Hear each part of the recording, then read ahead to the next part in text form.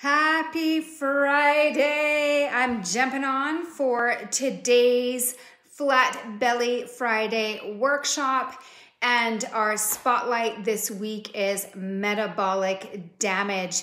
And if you've been following along this week as we've been talking a little bit about the metabolism, on Monday I asked the question, are you struggling to lose weight because of the hormonal changes that happen with perimenopause and menopause? Or is it potentially that you have a history of yo-yo dieting or crash dieting and your metabolism is damaged? It's not actually damaged, but that's sort of like the key word here. And that is why you're having a hard time. And I also shared sort of like the different stages of metabolic damage, and I talked a little bit about what actually happens to your metabolism when you chronically restrict your calories. And maybe you kind of saw some of that. If you didn't, you can go back. What I want to share with you today is what to do about it, right? So if you have been watching sort of some of the episodes that I put out there this week and you related to it and you're like, oh my goodness, that sounds like me. Well, now we're going to talk about what to do with it. Whoops, here's my little kitty cat. Okay, so I am going to start off by saying before we jump in that what I'm going to be talking about today is not like a quick fix, right? It's not like, how do you jumpstart your metabolism? Here's exactly how you do it. You just do this little trick and it's going to happen. I'm afraid if that's what you're hoping for, I'm going to probably not give you the information that you want. But I am going to tell you what to do. And before we jump in, I want to start with just a little story that may resonate with you. Before I became an online coach, I used to do personal training at my local gym. And there was a woman at the gym who, she was doing everything right. She was watching her calories. Like, I saw her in the gym. She would be in there and she would be doing intense sessions, like lifting heavy, going hard, burpees, mountain climbers, squats, like you name it, she was doing it all. And she was not losing weight. She was not losing weight. And the only way that she could lose weight is she had to push on her metabolism even further. And she would go to these weight loss camps, right? Like, I think they're called fat camps, which I hate that term. But anyways, so she would go to these camps and they would, restrict her calories even further, and they'd send her on these mega hikes. So she'd do a workout in the morning, and then she'd go on this like intensive hike, and then she'd come back, and then they'd feed her like bird food, whatever. Yes, she would lose weight, but that is the only way she could lose weight, is by going on these very expensive camps where they basically restricted her food even more, and they made her like exercise all day long. And the moment that she would come back, do you think that she kept the weight off? No, she didn't. Like, it all came right back on. And you can imagine how frustrating that would be. Hi, Colleen. Hi, Jane. And this is just, I think this is a situation that a lot of women find themselves in. So, who here wants to learn a better way to lose weight? Put yes, please, in the comments if you want to learn a better way to lose weight. And we're going to jump in. Now, if you are brand new to these workshops, if you have just joined the group, hello, my name is Haley. I am the founder of this group, and I am a precision nutrition master coach and a personal trainer. And when I say precision nutrition, that doesn't mean about counting calories and macros. Precision nutrition really just means that the nutrition coaching that I received was all based on evidence-based research. And so when I introduce like things to you like this, it's all evidence-based. It's not personal opinion. I'm really getting it from sort of like, what is the research showing us? Okay. And I've been helping women lose weight for probably like over 10 years for sure. And in the last 5 years, I really started focusing on our age group. So women going through perimenopause and menopause, and just trying to understand how our bodies are different than obviously men, but also other women that might not be in this stage of life. So I thank you for joining me today. And if you are watching me live, say hello, hello. I see Judy has joined us. And so just say hello to me in the comments. If you're watching the replay, if you catch this on replay, just put replay in the comments. Number one, I can see how many women are seeing this. Number two, when you comment, it tells Facebook to send this video to more women in the group, which means that I can help more women. So I really appreciate that. Okay, so let's dive in. So I'm going to break this down into like 3 different steps. And the first step is going to be about mindset. The second set is going to be more physiological, like how to actually jumpstart your metabolism. And then the third thing we're going to do is we're going to talk about a better way of losing weight that does not require chronic caloric restriction that will eventually lead to yet another weight loss plateau. Okay, so that's what we're going to talk about. The first thing I want to talk about is mindset. And this is like so important because you need to make a mindset shift in how you're viewing weight loss. Specifically, you need to set more realistic expectations of what weight loss entails. Okay, so I'm gonna break this down to you, but this is gonna be crucial because if you can't change your mindset, you're just gonna hop to the next fad diet and the next fad diet and the next fad diet. And you're just gonna go through this cycle over and over and over again and feel frustrated and feel like nothing is working and just feel like you're just doomed to be the way you are or potentially continue to gain weight. So mindset is gonna be really important. So number one, you have to be more realistic about what good progress looks like.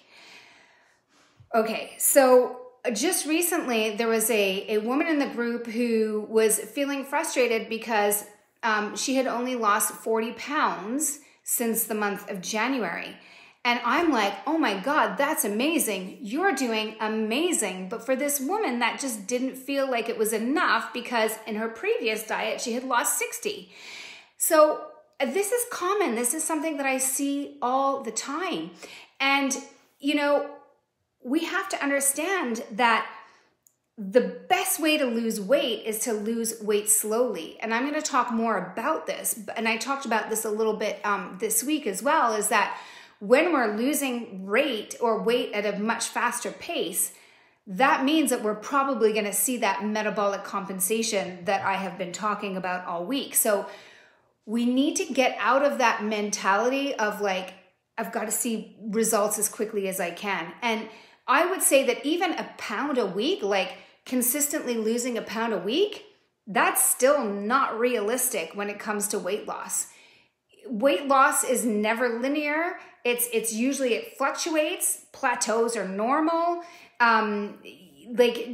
Sometimes it will slow down. Again, all of this is normal. So the number one thing is really just, again, being more realistic about what good progress looks like and being okay with slower progress, because that is going to help you to lose the weight in a safe and sustainable way that's going to help you to avoid any kind of metabolic damage, okay?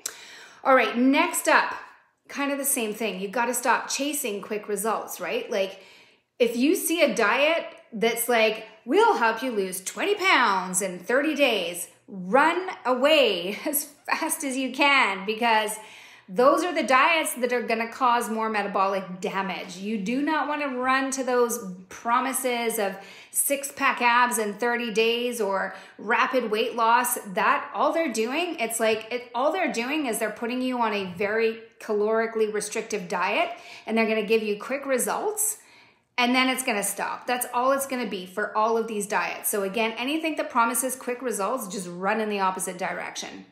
Next up, this is a big one.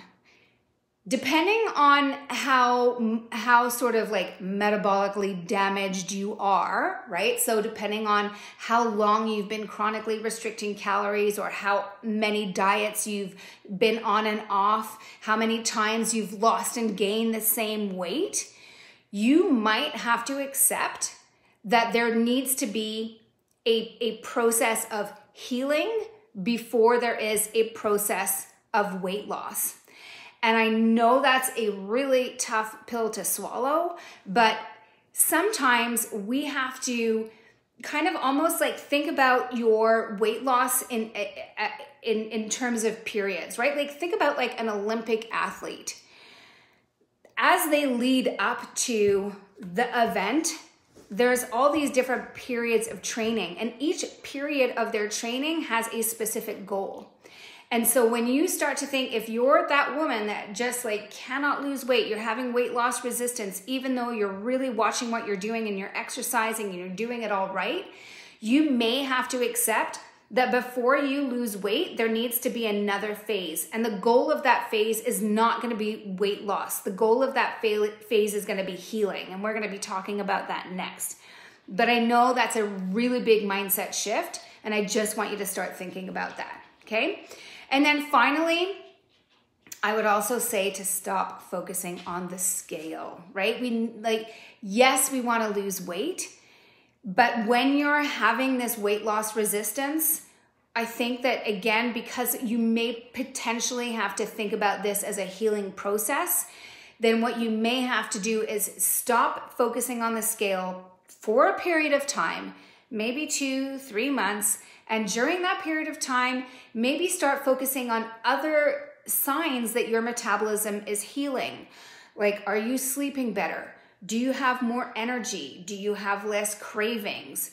Do you have a better relationship with food? Are you able to just learn how to eat in moderation as opposed to restrict, binge, right? So those are all kind of, again, just like some mindset things that I want you guys to start thinking about. If you feel like you have a slow metabolism and you're noticing weight loss resistance, even though you feel like you're doing everything right. Okay, so that is step number 1. So, is this making sense? Like, do you guys feel like you need to revisit your expectations when it comes to weight loss? If you do, if you're just like, yes, this makes sense, Haley, I want you to put a yes in the comments just so I know that this is kind of resonating with you and that you're understanding the importance of maybe just like looking at weight loss in a different way, okay? All right, so once you've adjusted your expectations, this is now you're kind of ready to like move into that healing process of sort of, again, jumpstarting the metabolism is a good way of thinking about it. And really there's 3 different goals here. So number 1 is we want to build the metabolism back up. And so again, if you've been following any of the episodes that I posted this week, what you learned is that when we go on these chronic caloric restrictive diets, our body down-regulates. So let's say our body needs, let's say 2,000 calories, and we diet down to 1,200, our body adapts downwards. So your body just expends less energy, which is why you hit the weight loss plateau. And so if you're at 1,200, we got to build your metabolism back up before we can push on it again because there's nowhere left to go. So part of this jumpstart process is building up the metabolism. The other thing that we want to do is we want to take some stress off of the metabolism. And a great way to think about this is that when it comes to like how you're like regulating your metabolism, you can think that a lot of it stems from your hypothalamus, which is an area in your brain that kind of sends messages to your body. And what you can start to think about is start thinking of your hypothalamus as like this barometer that's constantly analyzing what is happening internally and externally and determining sort of how much stress is happening and that sort of like assessment of stress will determine your ability to lose weight. Because if your body is sensing stress, if your hypothalamus senses stress, it's going to hold on to all of your weight because it's trying to protect you. So we want to relieve the stress. And then the other thing that we want to do is we want to help the metabolism to gain flexibility again. Because what could be happening is your body's just like stuck at 1200, right? And you guys have heard me say this before, that like doing the same thing over and over and over and over, like Fitness Pal, like 1200 calories every single day, your metabolism stops adapting. It just goes to 1200. And so a much better approach, what you want is you want your metabolism to be flexing. You want it to go up, you want it to come down. You want it to go up, you want it to come down. If it's just stagnant and staying in that one spot, that's when you're going to struggle to see results. Okay? Hopefully that makes sense. Okay, so we're going to move into step 2, which I like to call metabolic rehab. Okay, so metabolic rehab. So think of this as essentially like conditioning the metabolism for weight loss. Okay, and as I was saying, like I gave you the analogy of the Olympian, but you can think of it this way too. Like, would you get off the couch and start and go and run a marathon like tomorrow? You wouldn't. You would train for it. So again, this is a different mindset perspective. And I want you to think of this as training your metabolism for weight loss. So the event is the weight loss. And so we're getting the body ready to diet. We're getting the body geared up for fat loss. And that's what metabolic rehab is all about. And there's a couple of different ways that we can do this. Does that sound pretty exciting to kind of like, again, prepare the body for weight loss? I'm assuming this is why you guys are all here, right? Am I right? Like, this is it. Like, you're listening to this because you're like, teach me how to lose some fat, Haley. So put that in the comments. Give me a yes if that is like sort of like a, like, yes, this is what I want to figure out. This is what I want to learn. Okay, so let's talk about what metabolic rehab looks like. So again, what we're trying to do here is we're building the metabolism and we're healing the metabolism, okay? So this phase is not about weight loss per se. This phase is potentially even about weight gain, okay? But again, it's part of that process, part of that, like that sort of necessary training that needs to happen before we're ready for weight loss to begin again, okay? Awesome. Thank you, Colleen. Thank you, Judy. I'm happy this is resonating. Okay, so the number one thing, I'm going to give you a couple of different ways of doing this. One way you can do this is you can take a diet break, okay? You take a diet break. You stop whatever diet you're doing. So you stop counting calories.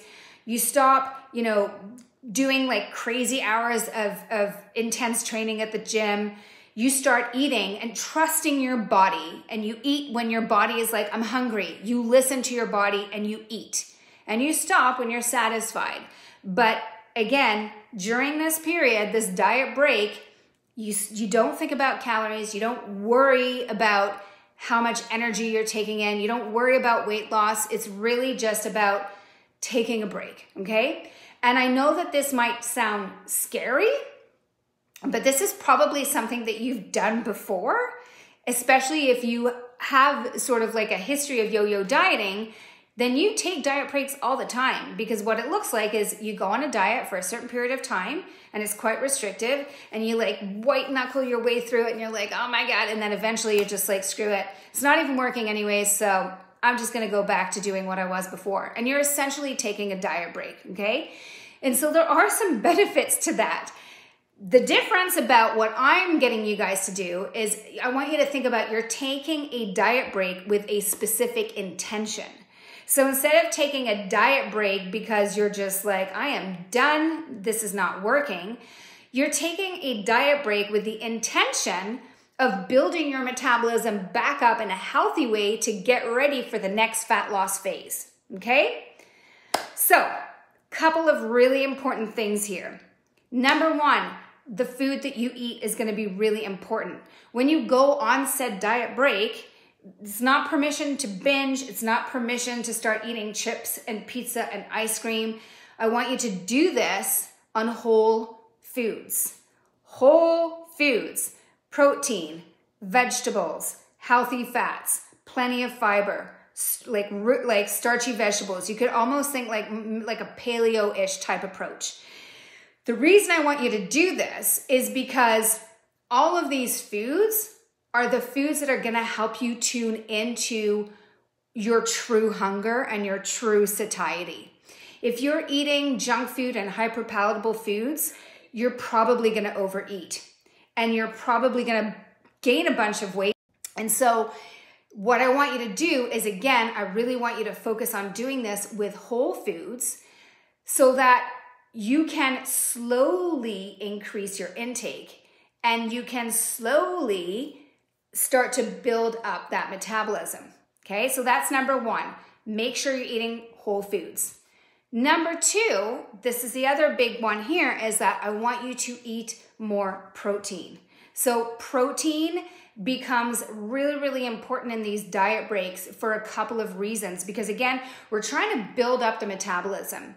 And if we focus on protein, it's going to do a couple of things. Number one, it will naturally increase how many calories you burn in a day, because protein it just requires calories to digest. It's called the thermic effect of food, which means that when you eat protein, 25% of the calories that you ate, you burn just processing it, just digesting it. But also, eating that protein is going to help you to build muscle mass. And muscle mass is the most metabolically active tissue. Okay? So, we take a diet break, we trust our hunger, we focus on whole foods, we eat lots of protein. Is there a potential that you will gain weight? Yes, it might happen. But again, we've got to shift that mindset, and we have to understand that potentially we need to gain a little bit of weight in order to lose weight, right? We're setting ourselves up for the next fat loss phase. And it might be that you have to take 1 or 2 steps back in order to take 3 or 4 steps forward, okay? And I want to share a story with you, because I know that once again, this might sound really like sort of scary, and you might be thinking, Haley, you are crazy. Does anybody here know Leanne Vogel? Have you read any of her books? Put a little hand or a little wave in the comments if you have. Hi, Andrea. Thank you for joining. Hi, Joanne. So Leanne is the first woman that introduced me to keto. I listened to her. I attended this summit, and it was a summit about ketogenic diets, and I was like scrolling the different speakers, and she had a talk.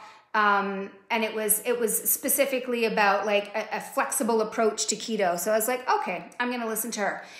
And her story is really interesting. And this is a woman that took a diet break. Okay. So her story, like I can't tell it obviously as well as she does, but basically this woman has struggled with an eating disorder. So she had bulimia, I'm pretty sure. And she was doing exactly what I want you not to do. She was doing the eat less, move more. So she was chronically restricting calories. She was going to CrossFit 5 times a week and basically felt like crap and could not, had to hit a weight loss plateau. And she decided to take a diet break. And we'll talk a little bit more about her approach, her diet break approach, but she just basically was like, screw it. I'm just going to trust my body. I'm going to eat when it wants to eat, and I'm going to stop. I am done with restriction. And of course, she gained weight and healed her metabolism. And then suddenly the weight just started coming off because her metabolism was ready for it then. She had healed it. And so she gave herself permission to trust her hunger and eat whenever she needed to and chill off the CrossFit. And lo and behold, once her metabolism was healed, the weight just came off effortlessly. Okay, I just want to put that story out there because again, I know that some of the concepts that I might be explaining to you right now might seem really scary, but can you imagine if that happened to you, right? Imagine if you could stop tracking everything that you're eating, stop putting it in MyFitnessPal, stop worrying about calories, and just focus on healing over restriction. And if you could eat more and then start losing weight, would that be pretty amazing? Give me a yes in the comments if that is like, if you're just like inspired by her story of, again, letting go of this caloric restriction. So that's one. Okay, so diet breaks. The second strategy for jumpstarting your metabolism is called reverse dieting. And I did a very extensive workshop on reverse dieting probably like 6 weeks ago. So I'm not going to go in depth here because I've already covered it. And if you want a link to that specific training, just put reverse dieting in the comments and I will make sure to get that link to you. But essentially what reverse dieting is where instead of taking a diet break, which is kind of like ripping off the Band-Aid, right? Diet breaks is like, I'm done, rip off the Band-Aid, let's just see what happens. Reverse dieting is essentially doing the same thing, but doing it in a slow and very structured manner. And so every week you add on a few more calories and a few more calories and a few more calories, and you slowly build the metabolism back up in a very structured fashion. Now, the benefit of reverse dieting is that the chances of gaining weight are smaller because you're slowly adding calories back on. The downfall is that it's a pain in the butt because you have to track, you have to know exactly what you're eating, and you have to do it over an extended period of time. And so if you're totally into like tracking your calories already, this might be a great method for you, because all you got to do is every week you got to like add 100 calories in MyFitnessPal and then just slowly work yourself back up to like maybe 18 or 2,000, and then you've got somewhere to go, right? That's like the gist of reverse dieting. Again, I did a whole workshop. If you want that one, just put reverse dieting in the comments. I'll know to send that to you. So those are the two. Now I'm going to tell you what I do. Okay. I'm going to tell you sort of like the way that I approach it with my clients. And this is sort of like my preferred one. Mary, I got that reverse dieting. I'll send it your way. Okay. So when we think about weight loss, the sort of like the model that most diets put out there is to eat less, move more, right? I'm sure you've heard of this. Maybe your doctor has told you this. Maybe you went to your doctor and said, I don't know what's happening. I keep gaining weight because of menopause. And then they've just told you, just eat less calories and move more, right? Like this is the typical dieting theory. Now, the problem is that it's very stressful on the body, and there are different ways of approaching weight loss that are less stressful on the body. And that's what I want to talk about today. So again, as I was saying before, the goal here is building the metabolism back up and relieving stress off the metabolism, right? Because remember, think of your hypothalamus like a barometer that's like assessing everything. So the two different approaches that I'm going to talk about right now are two different approaches that will build, it's a form of reverse dieting, because essentially what we're doing is we're closing the gap. So when you're doing eat less, move more, there's a big gap at the beginning between calories in, calories out, which is why the body downregulates. But the way that I do it, these two different metabolic toggles that I'm going to teach you just do a smaller gap between calories in, calories out. It's like a slight caloric deficit, which means that it doesn't stress the body out as much, so the body has less of a tendency to compensate and adapt downwards. So the two different ones are eat less, move less, or eat more, move more. Okay, so instead of I get confused here. Instead of eat less, move more, you've got either eat less, move less, or you've got either eat more, move more. Okay, they're just different toggles, they're different approaches. In the eat less, move less, you're using basically your nutrition to create the slight caloric deficit. And in the eat more, move more, you're using movement to create the caloric deficit. And again, it's a slight one. The gap is a lot smaller. It's less stressful on the body, so the body has less of a tendency to adapt, downregulate, compensate, adjust because of what you're doing, okay? Hi, Amy. Thanks for joining. And I'm just going to take a quick look here. How long do you have to be on a restricted diet to start reverse dieting? I'm going to come back to that at the end, okay? I'm going to keep going through this, and then I'm going to scroll up and see what questions I have. Okay, so let's talk about those two different metabolic toggles. So the first one is the eat more, move more. And this works really well for very active women that love exercise, right? So like women who are training for, say, a marathon or an ultra marathon or an Ironman, or women who enjoy CrossFit, or women who just enjoy doing a ton of activities outdoors. Like maybe you're mountain biking and you're cross country skiing and you're running and you're doing it all, right? So for you, this might be a great alternative.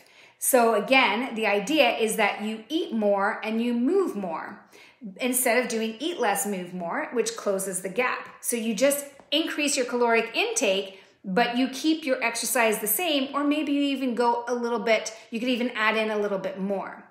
But again, smaller gap between energy in, energy out relieves stress on the metabolism, and the metabolism goes, or your hypothalamus goes, oh, okay, this is way less stressful. We can start losing weight again, okay? So there's still a slight caloric deficit, but we're using movement to create it. With this one, again, really important is to up your protein intake. You can even go gram for body weight or pounds in body weight. So let's say you weigh 140 pounds or 160 pounds. You could almost match up to 160 grams of protein to hit that eat more. So you would basically, when I'm saying eat more, I'm basically saying eat more protein, okay? And that's gonna support your muscle mass, right? It's gonna support your performance. It's gonna increase that metabolic rate, like I was saying before, okay? So that's one way of doing it. Now I'm gonna tell you my preference, which is the eat less, move less. And this works really well for women that are either chronically stressed out or have some kind of like adrenal axis dysfunction, sometimes called adrenal fatigue, or women that have been diagnosed with hypothyroidism. Eat less, move less. We take as much stress off the metabolism and off the hypothalamus as possible. So we're still watching our caloric intake. We're still eating less than what is predicted for our current weight, but instead of exercising more, like most traditional diets will have you do, you exercise less, okay? You exercise less. So you don't do any cardio. You get rid of all of the running. You get rid of the high intensity interval training. You get rid of the CrossFit. You get rid of any endurance work. You get rid of the mountain biking. You get rid of it all periodically. And again, we're trying to close the gap. So what you would do instead is light movement. So you would go for like a nice walk in nature, not a power walk, just a nice walk in nature, Tai Chi, restorative yoga. Some traditional strength training would also be okay. And when I'm saying traditional strength training, what that looks like is like you do like 10 squats, heavy weights, you take 1 minute break. You do 10 squats, heavy weights, you take a 1 minute break. That's what traditional strength training looks like. It's not a circuit. It's not burpees. It's not mountain climbers. It's just like building muscle, but taking like a recovery period in between, okay? This is my preference. This is the way I like to do it.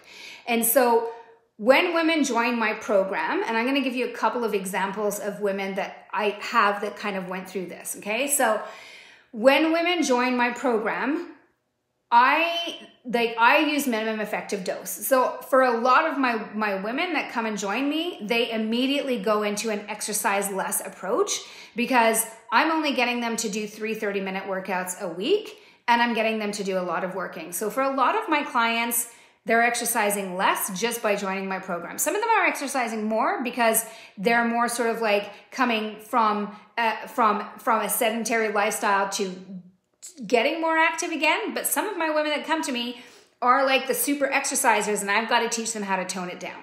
Okay, so that's what I do with them. And for a lot of women, that's enough. And so there was one woman in particular that joined my group, and I like to give stories because it's good for you guys to see this in action, right? So when I remember when we first talked, like she was doing a lot of like endurance running and CrossFit. She was doing all kinds of like outdoor activities. And I was like, are you going to be okay if I ask you to stop running? And she did. She was okay with it. She decided to like trust the process. And she lost She ended up losing about 15 pounds in 90 days, but in that, which for her was, she was so pumped because she's like, I've been trying to lose this 10 pounds for like 10 years now. And her reaction or her method of doing that was to like go on more hikes, do more endurance running. And we did something quite different. And for her, that was enough. Now, some of the women who start my program, they come into this and they have more weight loss resistance, right? And so they go through the first month and they lose a little bit of weight, but then boom, we hit that weight loss plateau.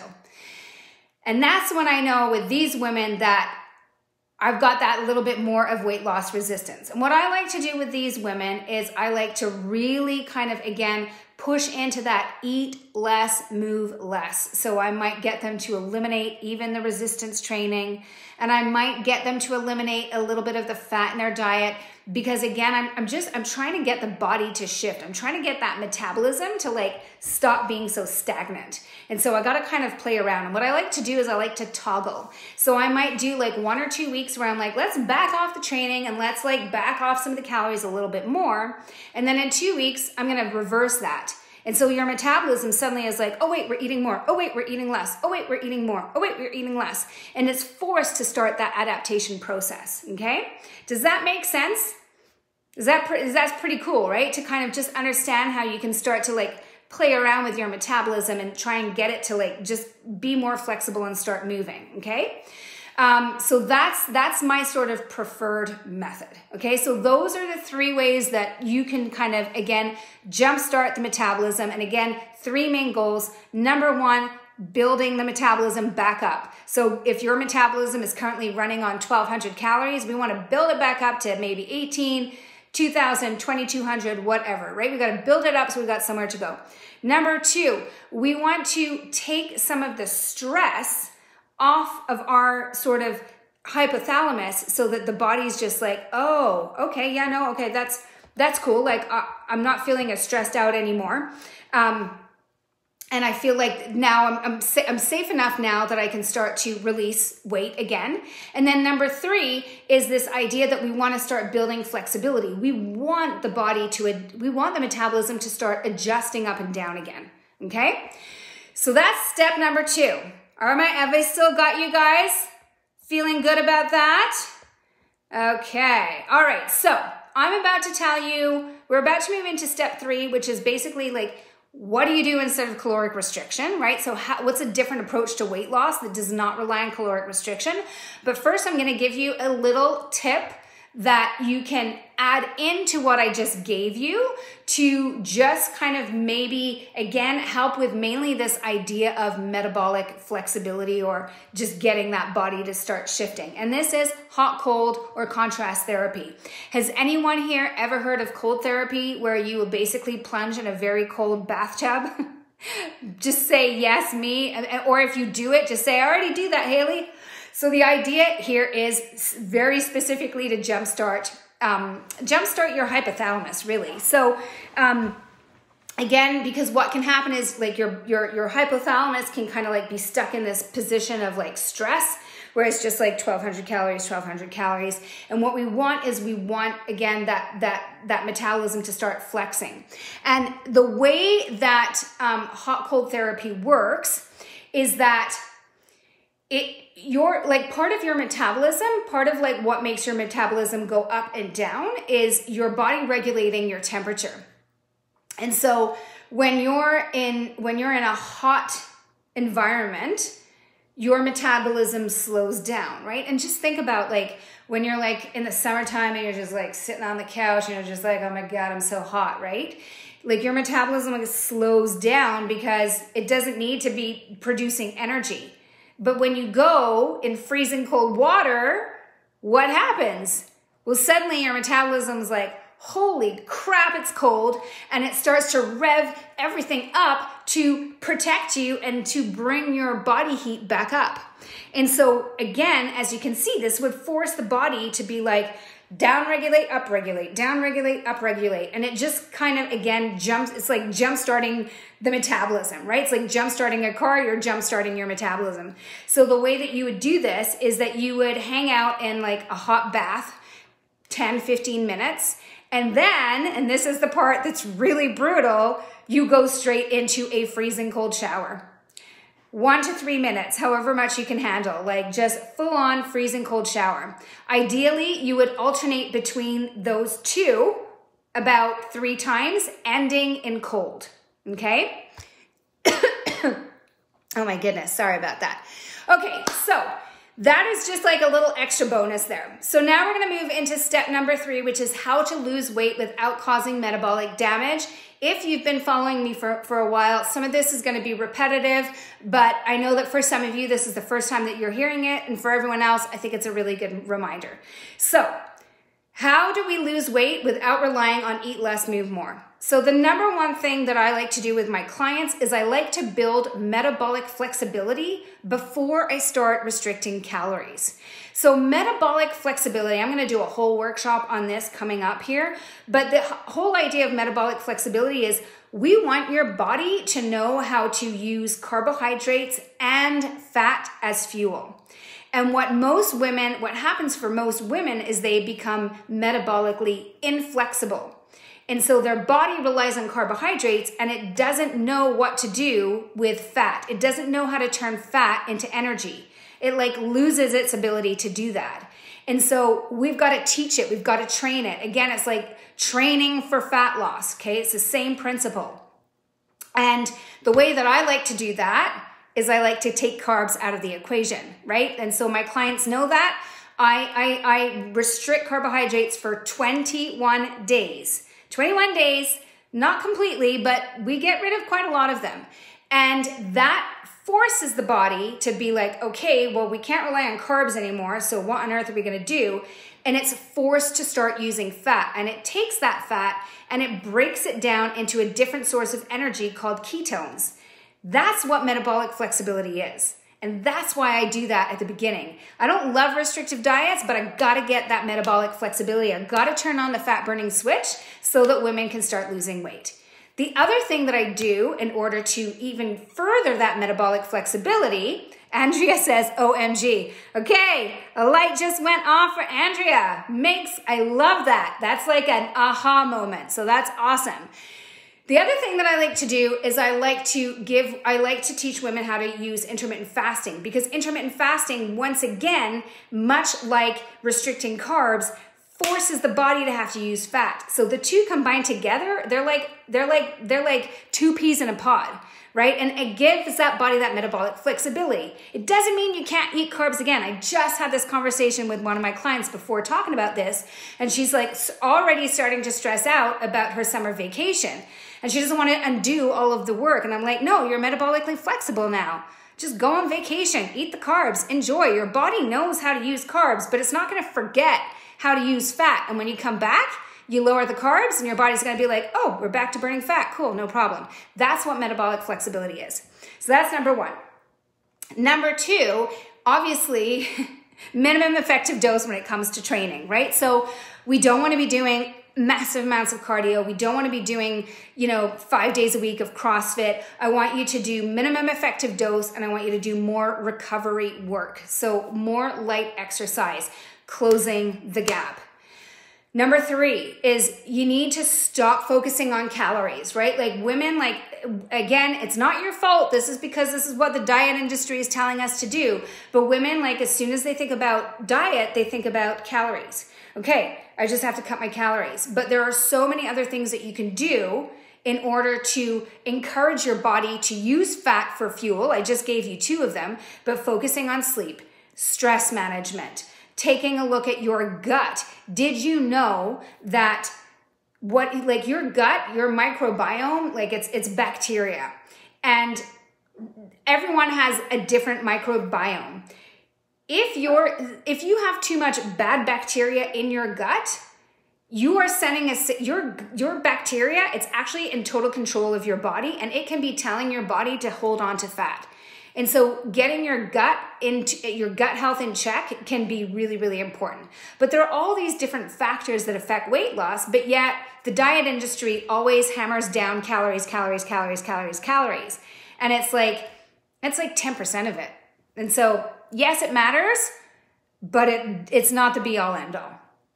Okay, the next one, and this one is super, super important, is you have to stop relying on linear dieting. And I've already mentioned this, but I'm going to mention it again. So linear dieting is like, MyFitnessPal told me that I have to eat 1,200 or 1,300 or 4,003, or like say it's telling me 1,358 calories a day. That's what MyFitnessPal tells me to do.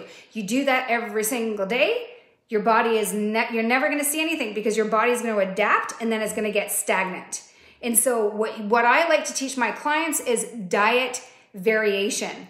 I want your diet kind of to be all over the place so that your body is constantly adapting to whatever is happening. And so there are days like with my clients, like they do not count calories in my program. I don't give women specific macros. I don't say, hey, you are going to do this because this is how much you weigh and this is how much. No, I don't do anything. Like, I don't care about how many calories they're eating. I want them to vary. I want there to be days when they're eating less and days that they're eating more. In fact, I even on Saturdays encourage them to have a meal where they get to eat what they want.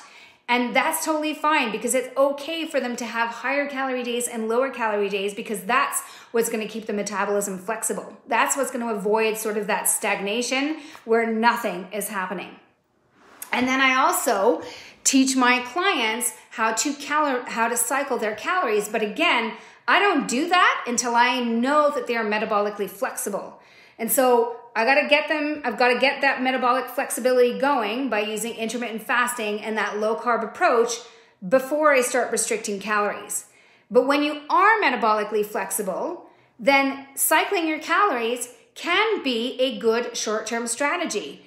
And you won't get the same metabolic compensation because when you're metabolically flexible, your body will be like, oh, wait a minute, there's no carbs. Oh, that's fine. We've got plenty of fat hanging out on our body. Let's just use that for now. And so it will compensate over time, but the compensation period is going to be a lot longer. Okay.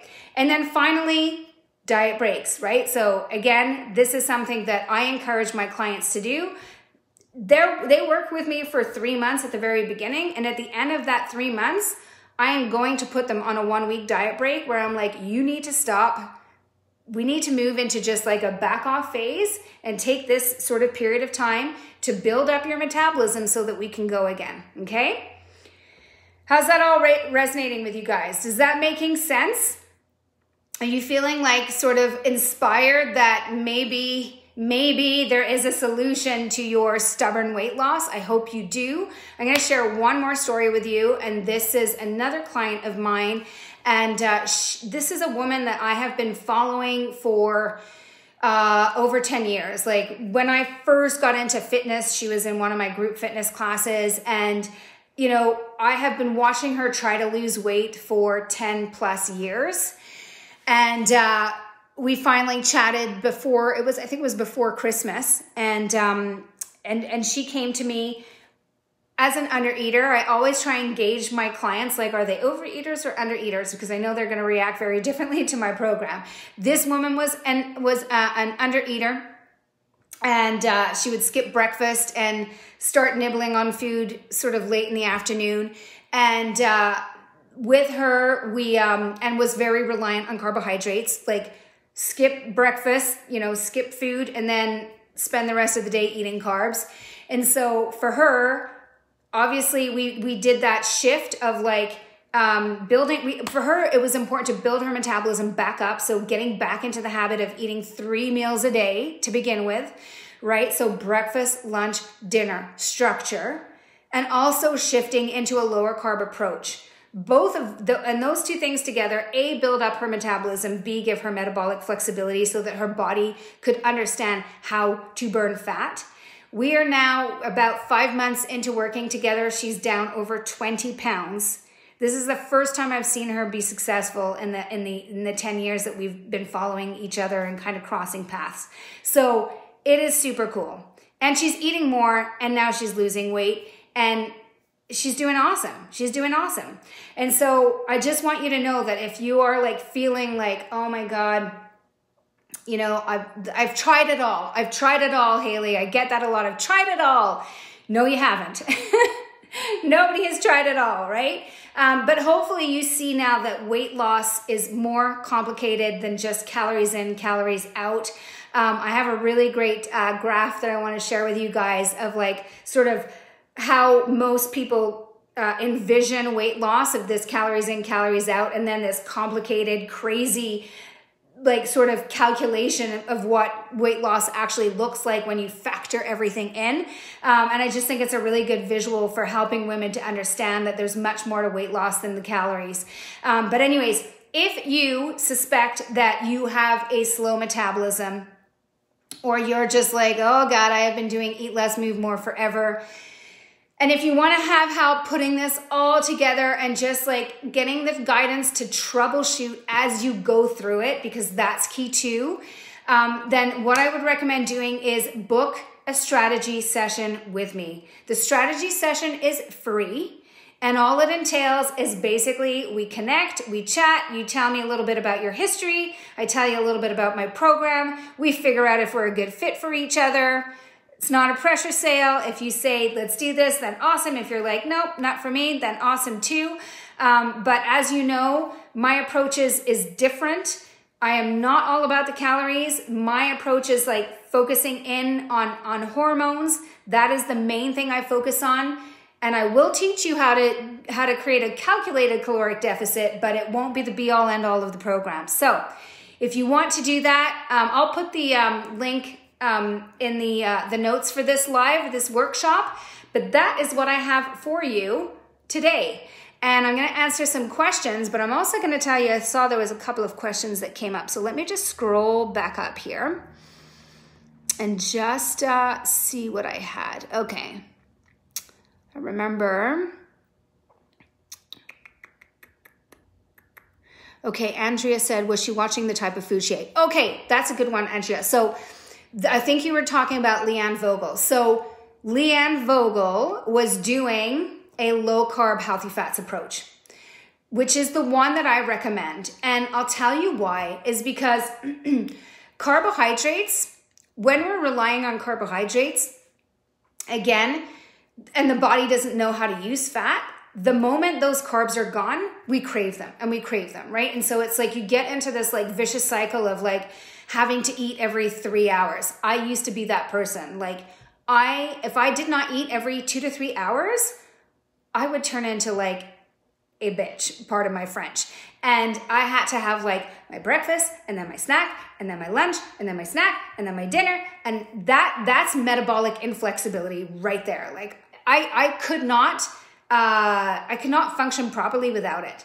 And so that's why I think that if you are going to go on a diet break, the way to do it is to shift into like a more ketogenic or low carb approach, but not worry about the calories. But when you do that, like fat is so satiating, you're not going to pound back a pound of fat. You just won't, or a pound of butter. Like you're just not going to do it, right? It's not going to happen.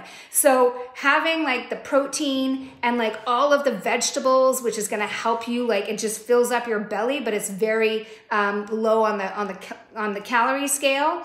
And then adding in those fats, like you'll just kind of get in tune with your hunger and your satiety way more than if you do this and you're relying on carbohydrates. So that's why I think it's a great approach. And that's what she did. But the way that she approached it and the way that she explains it is like, if she wanted to like eat like 5 times a day because her body was just like, no, keep feeding me. Like I am hungry. That's very possible. That's your body like healing itself, right? And so she just let that happen. And I think she ended up gaining like 10 pounds, but then suddenly it just started coming off. And then suddenly it just kept coming off and she got down to the size and to the weight that she wanted without ever worrying about caloric restriction. And if you've read any of her books, her style of keto is like, don't ever worry about calories, like just eat as much as you want. And a lot of people say that you can get away with more calories on keto.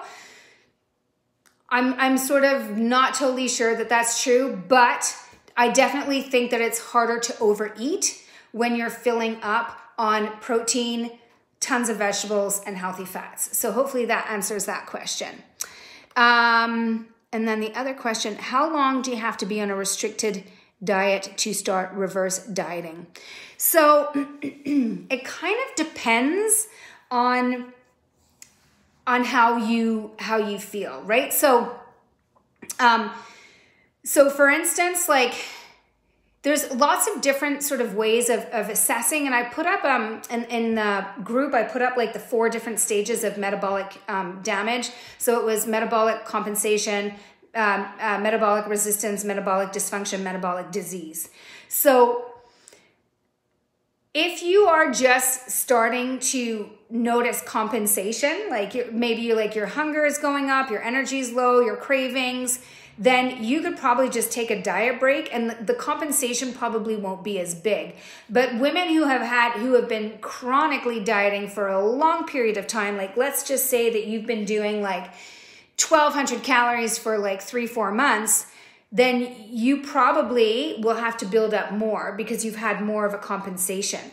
What the research suggests is that the body starts to compensate in as little as 7 to 14 days of chronic caloric restriction, but it's progressive, right? It doesn't go from like 2,000 to 1,214 days. It's going to progressively happen.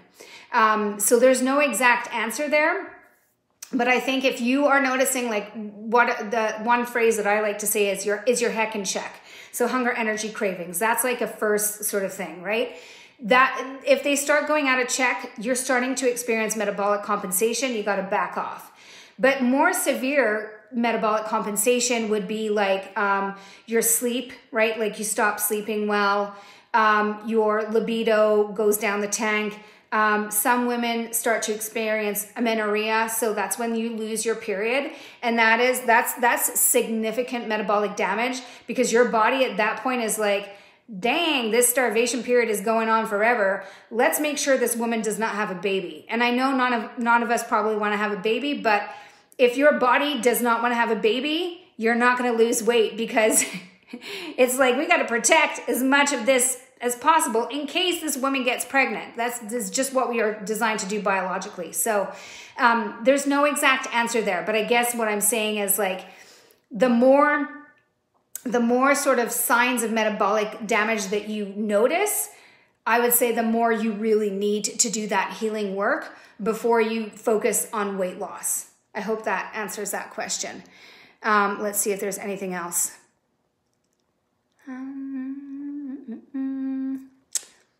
Let's see. Oh, Amy said, hunger is not the hard part on your plan. No, it's not. So a lot of women who do my plan actually are like, do I have to eat all this food? and that again is because of the focus on fiber, protein, and fat. So, okay. All right. I think that's it. Any other questions before I let you go while I just wait a couple of seconds to make sure all your questions are answered?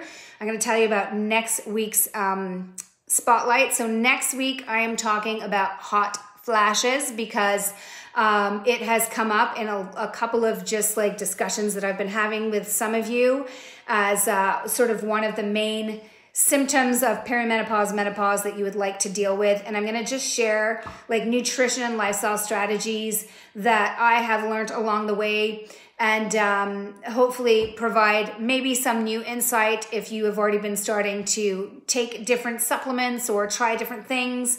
That's what we're going to talk about next week. So we're going to take a break from weight loss and just focus a little bit more on just dealing with the joys of menopause. I think that's it for today. Thank you, Andrea, and thank you everyone for watching.